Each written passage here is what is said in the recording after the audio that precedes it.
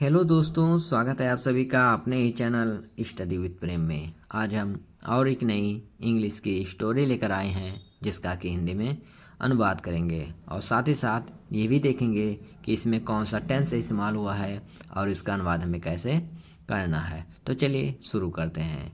आज की कहानी है the fox and the crow. The fox यानी लोमड़ी, एंड यानी और, द क्रो यानी कौवा। लोमड़ी और कौवा।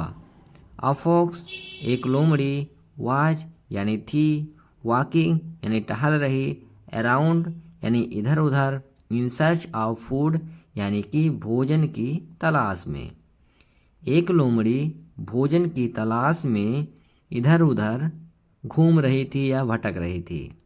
व्हेन यानी तभी, ही सा उसने देखा, आक्रो एक कौवे को, फ्लाई ऑफ यानी उड़ते हुए, विथ आ पीस ऑफ चीज पनीर का एक टुकड़ा लिए, इन हर वीक यानी कि अपने चोंच में।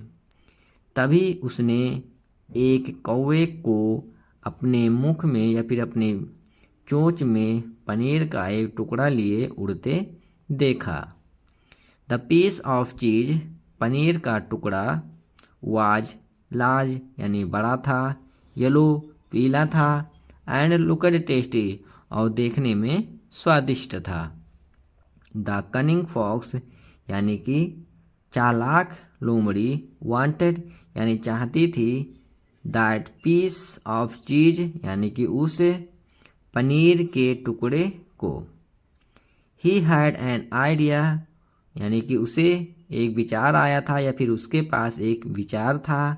सो इसलिए he walked up to the tree and said, वह चल करके पेड़ के पास गई और कहा, गुड डे यानी कि शुभ दिन, क्रो यानी कौवे, you have such glossy feather यानी कि तुम्हारे पंख बहुत सुंदर हैं, एंड और वंडरफुल ब्राइट आइज और तुम्हारी आंखें चमकदार और शानदार हैं।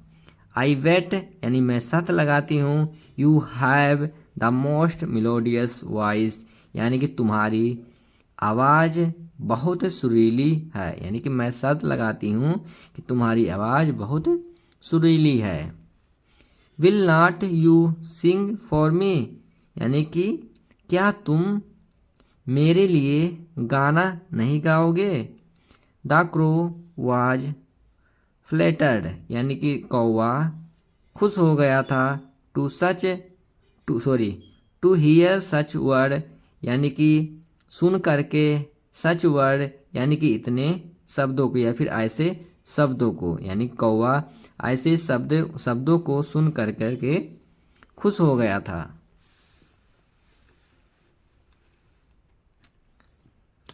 नोबडी यानी कि कोई भी, had praised her like that before यानी कि इससे पहले इस तरह उसकी प्रशंसा, नोबडी यानी किसी ने नहीं की थी, यानी कि किसी ने भी इससे पहले ऐसी प्रशंसा नहीं की थी। सो यानी कि इसलिए, she could not resist her desire to sing इसलिए वह कुड नॉट रजिस्ट यानी कि नहीं रोक सका, हर डिजायर यानी अपनी इच्छा को, टू सिंग यानी गाने का, यानी कि इसलिए वह गाने की अपनी इच्छा को रोक नहीं सका।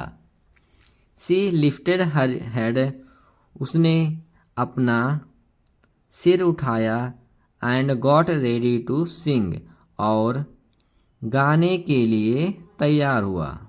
सी ओपेंड हर माउथ उसने अपना मुख खोला, एंड और द पीस ऑफ चीज fell from her week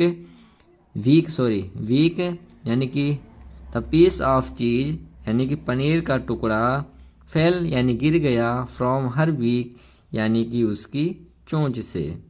the fox grabbed the चीज लोमड़ी पनीर को लेकर के, द फॉक्स ग्रैब्ड द चीज लोमड़ी ने, ग्रैब्ड यानी पकड़ लिया, द चीज यानी पनीर को, एंड रन अवे और भाग गई।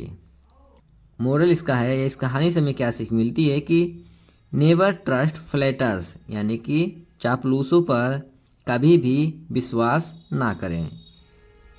अगर ये कहानी आपको अच्छी लगी हो तो कृपया करके लाइक, शेयर और सब्सक्राइब करना ना भूलें। मिलते हैं अगले वीडियो में, तब तक के लिए जय हिंद।